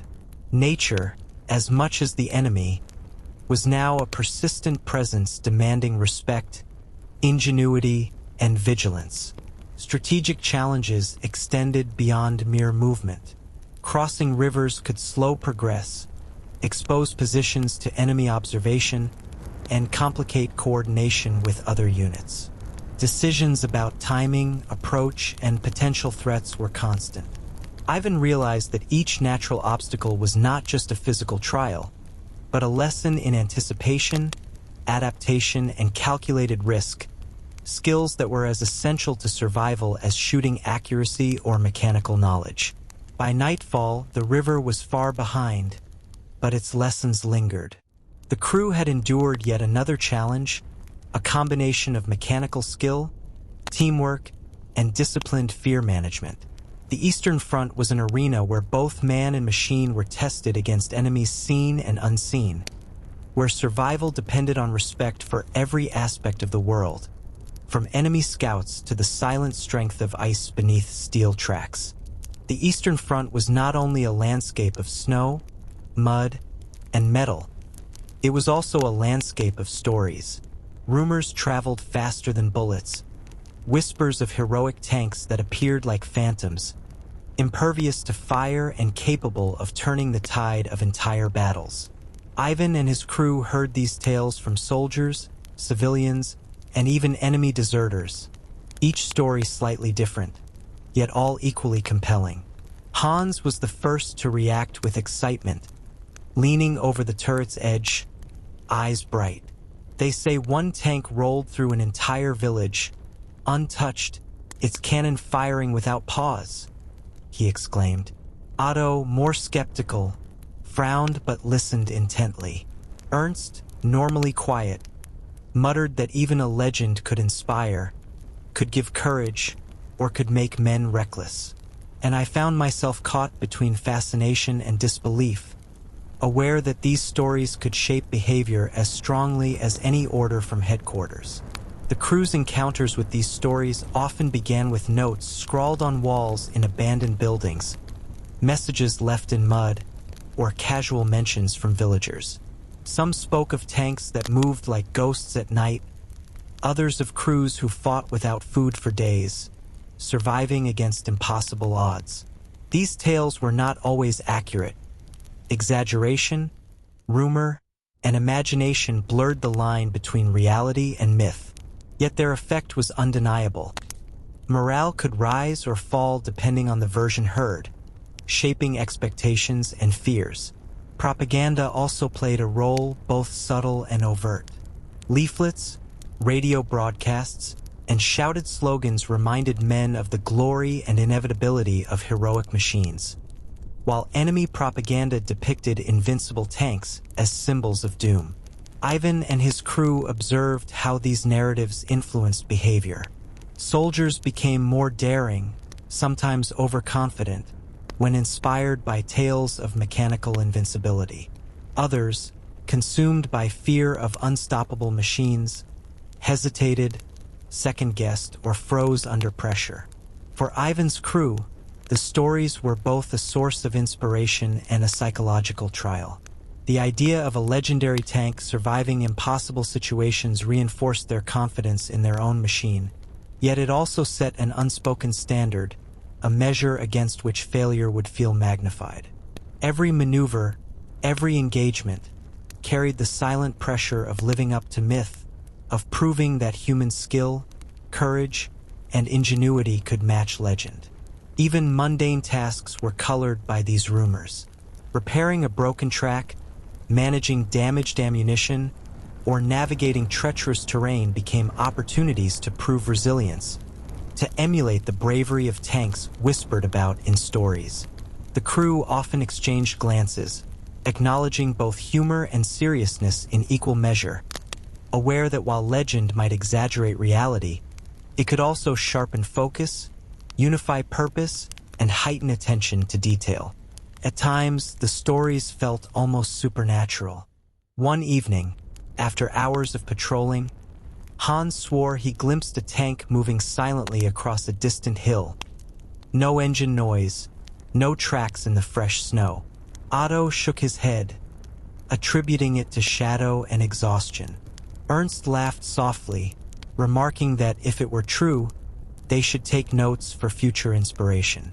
Yet for a few minutes, awe and apprehension blended, leaving a sense of wonder that was rare on the harsh front. The psychological impact extended beyond the crew. Villagers often spoke of these tanks as saviors or harbingers, attributing mysterious victories or failures to machines rather than men. Ivan noted that in many cases, morale, loyalty, and fear were manipulated through these narratives. A single story could stabilize a frightened community or provoke reckless resistance. The power of legend became evident, not in the machine itself, but in the perception it created. By nightfall, the crew reflected on the stories they had heard, the tales they had witnessed, and the legends circulating like invisible currents across the Eastern Front. These narratives shaped more than imagination. They influenced decisions, movements, and strategies. Understanding their power became part of survival. To navigate the front successfully, one needed not only steel, skill, and courage, but also insight into the stories, fears, and hopes that guided every soldier, civilian, and enemy observer. And so, the legend of heroic tanks became another terrain to navigate, intangible, unpredictable, yet as consequential as any frozen river, any enemy patrol, or any mechanical failure. Ivan and his crew moved forward with this awareness, blending practicality with perception, experience with imagination, and skill with the psychological tools forged in the crucible of war. The forest seemed quieter than usual, yet every man in the tank knew better. Silence on the Eastern Front was rarely peace.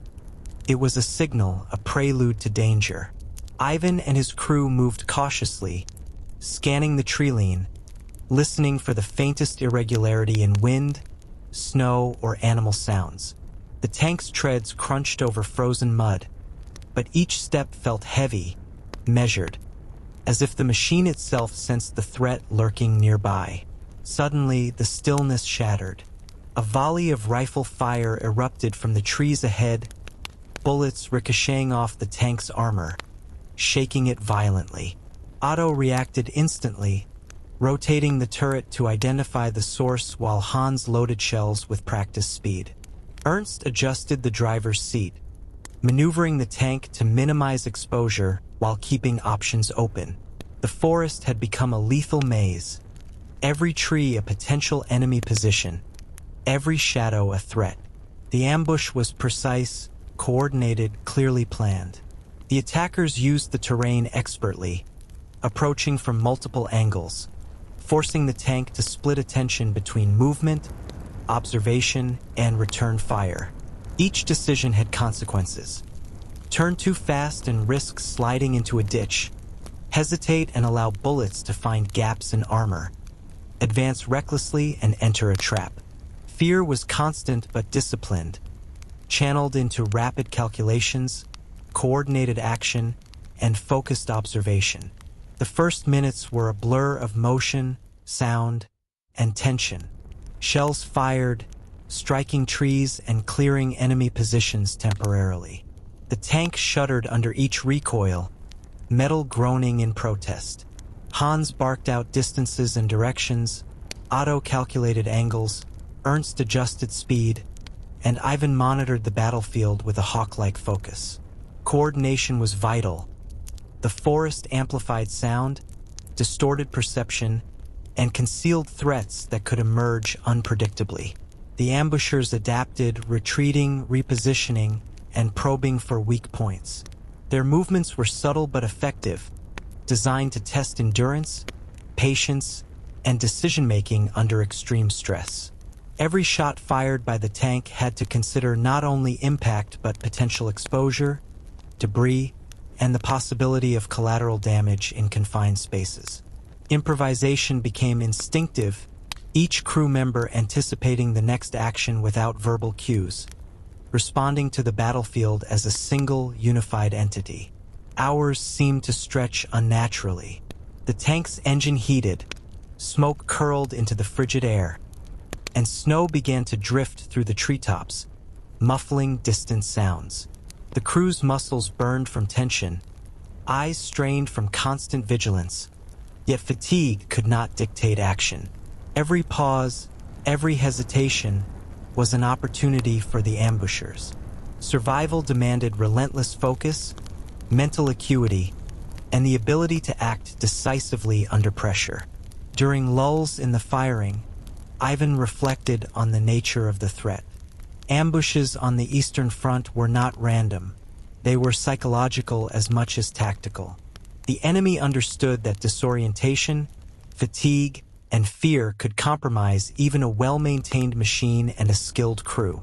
Each volley, each retreat, each sudden silence was calculated to test nerves, patience, and cohesion.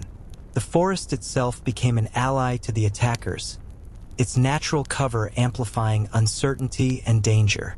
Despite the pressure, the crew adapted. Damage to the hull was minimal, ammunition was managed with precision, and every maneuver reinforced trust among men who had endured countless trials. The forest remained hostile, yet we had survived another test, a testament not only to the tank's durability but to the skill, cohesion, and mental resilience of those operating it. By nightfall, the ambush had ended as abruptly as it began. The forest returned to silence, broken only by the tank's groaning treads. The crew, exhausted and tense, took stock of their situation. Minor scratches on armor, a few near misses, and a heightened sense of vigilance. The lessons were clear. Never underestimate the enemy, never trust silence, and never allow fear to paralyze action. Survival depended on adaptability, coordination, and the unspoken bond forged through shared danger. the Eastern Front remained a relentless teacher. Each encounter, each ambush, each unexpected threat refined our instincts, sharpened our focus, and strengthened the fragile yet unbreakable threads connecting man, machine, and environment. And as Ivan guided the tank forward through the darkened forest, he knew that more trials awaited, and that every one of them would demand the same courage, ingenuity, and unwavering trust that had carried us through today. The forest thinned, giving way to scattered villages and frozen fields. Ivan and his crew noticed the first signs of life. Footprints in snow, smoke curling from distant chimneys, and the faint murmur of voices carried by the wind. Each encounter with civilians was a test in itself. Survival on the Eastern Front depended not only on combat skill, but also on judgment, discretion, and the ability to navigate human interactions in a world defined by scarcity, fear, and suspicion. The first villagers they met were cautious, faces drawn and wary, eyes reflecting both curiosity and fear. Some greeted with nods, others silently watched from behind frost-covered windows. Rumors and stories traveled quickly. We had learned to approach carefully, acknowledging presence without drawing unnecessary attention. A single wrong gesture or word could provoke panic, mistrust, or worse, invite enemy forces who monitored movements and reported sightings. Refugees presented a different challenge. Families trudged through the snow, carrying what little they could salvage. Children clung to parents, shivering and exhausted, while the elderly struggled to maintain balance on icy paths. Ivan felt the weight of responsibility, understanding that engagement could not merely be tactical. It had to be humane, measured, and cautious, providing small gestures, sharing warmth, offering guidance, could sustain trust, yet risked exposing the tank's position or resources. In one village, we discovered a makeshift shelter occupied by displaced families. The adults spoke of raids, food shortages, and the constant presence of enemy patrols. Their narratives offered both information and warning, revealing areas of recent engagement, likely ambush points, and supply routes. Hans listened intently, taking note of details often overlooked, while Otto and Ernst evaluated practical implications. Paths to avoid, possible water sources, and signs of human activity that might indicate danger or opportunity. Interactions were never simple. Civilians were suspicious for a reason. Betrayal could mean death, capture, or the loss of essential supplies. Yet refusal to engage could create isolation, depriving the crew of information, support, or access to local resources. Ivan quickly understood that diplomacy on the front required balance, offering trust without revealing vulnerability, observing without alienating, and acting with humanity while preserving operational security. Stories from villagers also carried cultural and psychological weight. They spoke of tanks as both saviors and destroyers, legends intertwining with reality. Some recounted heroic escapes by armored vehicles. Others described destruction and loss. For the crew, these accounts were both instructive and haunting, a reminder that the perception of war extended beyond strategy and machinery, shaping morale, fear, and the very fabric of daily existence. Food and water, always scarce, became focal points of interaction.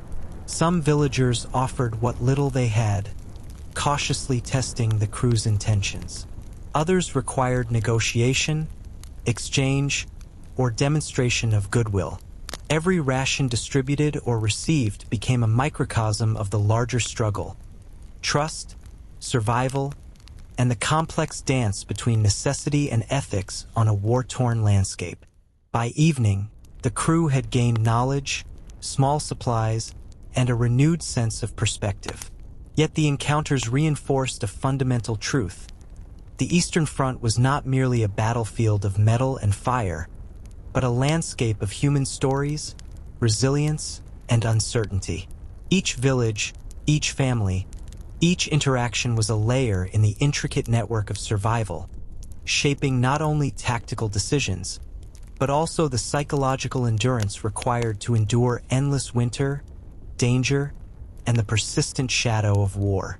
As the tank rumbled forward into dusk, leaving the village behind, Ivan reflected on the fragile balance of trust and vigilance.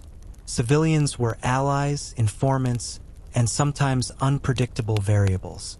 Navigating these encounters demanded patience, empathy, and constant awareness, qualities as essential as marksmanship, engineering skill, or tactical planning.